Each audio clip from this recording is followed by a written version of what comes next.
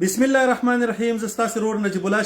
شینواری سپیکس نه ډېر سلامونه مې ومنئ دوستانو. دا زموږ افیشل پاڼه ده شینواری سپیکس لایو افیشل، ورسره لیکلي په پښتو کې د نجیب الله شینواری اصلي پاڼه.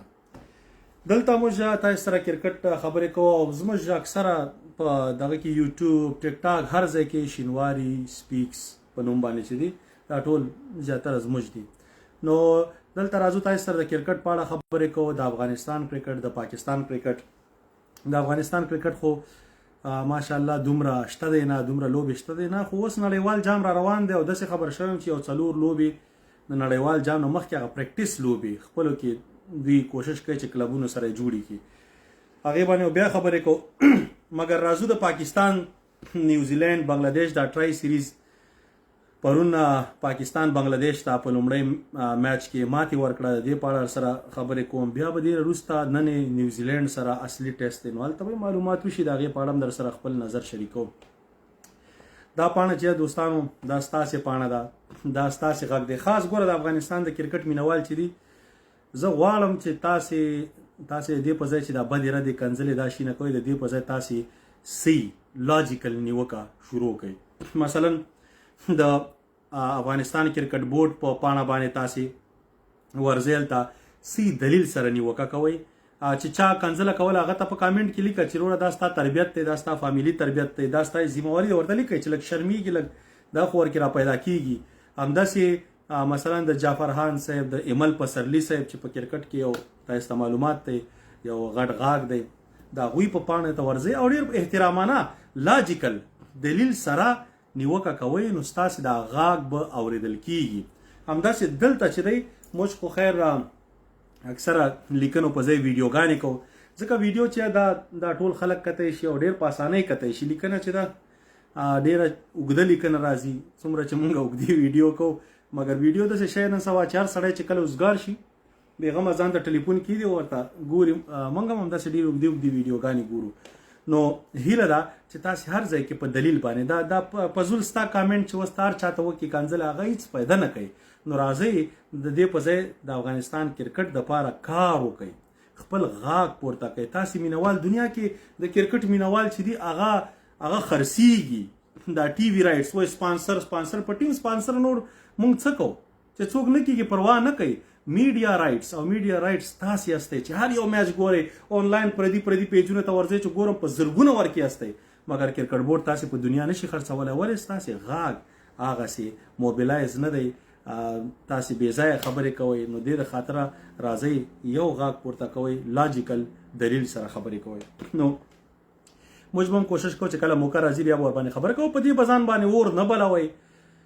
چې زه دلته راځم د پاکستان د کرکټ په اړه در سره خبرې کوم. زه به نړیوال جام دی د نورې دنیا کرکټ په اړه هم خبرې کوم. نو چټي مه سوځېږه، پوه شوې، دا کینې ډېر زیات اور به در باندې بل کم. نړیوال جام کې کیدای شي په تاسې باندې زړه حمله راشي چې څومره خبرې به زه کوم. نو ښه دا دی چې بیا پیج پرېږدئ، ستاسې لپاره یو مشوره ده. راځو پاکستان پرون بنگلادیش ته ډېر په اسانۍ سره ماتې ورکړه. د پاکستان بیټینګ نه زیات نن سبا چې دی د پاکستان بالینګ کتونکي چې ډېر لري، خلک یې ډېر په شوق باندې ګوري چې د پاکستان بالران دالیا شاهین افریدي نشته، دالیا نسیم شاه نشته. نو چې شاهین افریدي، نسیم شاه او حارث رؤوف دا درې واړه په نړیوال جام کې یو ځای شي، نو پاکستان به یو ډیډلی فورس وي. هر یو ټیم همدغسې یو څه بالران جوړ کړي دي، بغیر د هندوستان نه چې بومرا ورسره آوټ شو. زما په نظر د هغوی بالینګ کمزوری دی. باقي اسټرالیا چې میچل سټارک، پیټ کمنز، چاس هیزلوډ جوړ کړی، همداسې انګلستان چې مارک وډ، ریس ټاپلی او یو نیم ورسره بل دغه لوبی. نو هر چا ساوت افریقې هم همداسې نورکې، ربادا، انګیدي دغسې خلک جوړ کړي دي. ویسټ انډیزیان خو تاسو ته پته زموږ لرې تره زامن دي، ښه چرسیان دي چې کله سي دم ولګوي نو بیا ټول سور کړي، چې دم نه لګوي معلومات یې نه کېږي. نو دغسې ټیم دی. هغه خو بل داسې کوم یو ټیم چې نیوزیلینډ، ټرینټ بولټ، سعودي او لاکی فرګسن یو 150 نه پورته بالینګ کوي. نو دا هر یو ټیم لکه خپله برخه اسټرالیا ته پیس بیټري جوړه کړې ده. زموږ د افغانستان ټیم فضل حق فاروقي صاحب او عظمت الله عمرزی دا 145 ته یو بال رسي، مګر کنسسټنټ پیس باید ولې هغې دپاره باید کار شوی، خو نه شو، خیر وبشي انشاءالله. اوس راځو پرون پاکستان 120 رنزې وکړې، محمد رضوان یو ځل بیا 88 په 50 بالونو باندې. ګورئ محمد رضوان د پاکستان د پاره چې دی د تقریبا 13 میچونو کې شپږ 50 والی دي او د محمد رضوان سکور چې بس تقریبا هر لوبه کې نیم سکور تاسو محمد رضوان کوي. بیا هم خلک راضي یا وسیم اکرم یا بل هغه ور باندې په سټرایک ریټ نیوکن نسی چې راستا سټرایک ریټ هغه وخت کې پورته کیږي چې کله اوس جاج بټلر دی ښه زبرتن چې وکټ کیپر دی زړه د خلاص لوبه کوي ځکه هغه ته معلومات دی. ډیوډ میلان په ون ډاون کې خپلیر دی، ورپسې نمبر 4 کې بیا د غشت دی د هری بروکس ته دی، بن ډاکټ کني و بن سټوکس برازي، موین علي شته دی، لیم لیوینګسټون، لکه دا غوی غلان میډل اورډر خد مضبوط دی. همداسې استرالیا چې څوک مثلا ټاپ اورډر کې تیز لوبه کوي دا غوی میډل اورډر همداسې مضبوطي. د پاکستان مشکل دا دی چې کله رضوان سره بابر اعظم اوپننګ تر وځي نو رضوان هغه وخت کې یو څو بالونه همیشه رضوان اخلي. ګور دا د کرکټ اصول دي چې ته باید اول 15 بالونه چې دي وهي چې تا د بال سیخ کار کېدل شي. بعضې خلک سټرایک اخلي هټ اینډ مس لکه پرون چې کیمرون گرین په دویم اوور کې په دویم دریم بالي پورته کوچات کیچ نو دا شی راځي خدار کې سم پلیر نه هغوی سټرایک اخیستی شي بیا بالینګ کې څلور اوور وکړه مګر رضوان چې دی دا به یو څو بالونه واخلي هغې نه وروسته هیټ وکړي. اوس بابر اعظم چې په 15 بالونو 2 رنزې کوي خو دا پریشر په چا شو؟ په رضوان شو. نو په رضوان دلته یو پریشر راغی ستا د ټاپ پلیر نه، په رضوان باندې بیا ستا د میډل اورډر پریشري. شان مسعود دی یو شانتي، افتخار دی بل شانتي، خوشدل دی بل شانتي، حیدر علي، آصف علي، دا ټول الله خیر کوي. پوه شوې؟ دا داسې پلیران نه دي چې ته به وایې چې والله دا دغه دي ته به ورته مطلب مقابله تمه وتینې وساتې چې دا به تا ته ریګولر کنزسټنټ سکور کوي. نو دوی همیشه دا هغه پلیران دي چې معلومات یې نه کېږي نو دا پریشر چې په ټاپ اورډر باندې. ځکه ما هغه مخکینی ویډیو کې ویلو چې بابر اعظم د پاره ښه موقع ده چې دا یو پریکټیس وکړي، یو تجربه وکړي، ایکسپریمنټ وکړي. هغه ایکسپریمنټ چې مثلا د نمبر 4 راشي. شان مسعود ګوره خلک کو هر څه چې مګر زه شان مسعود نه کنوینس نه یم.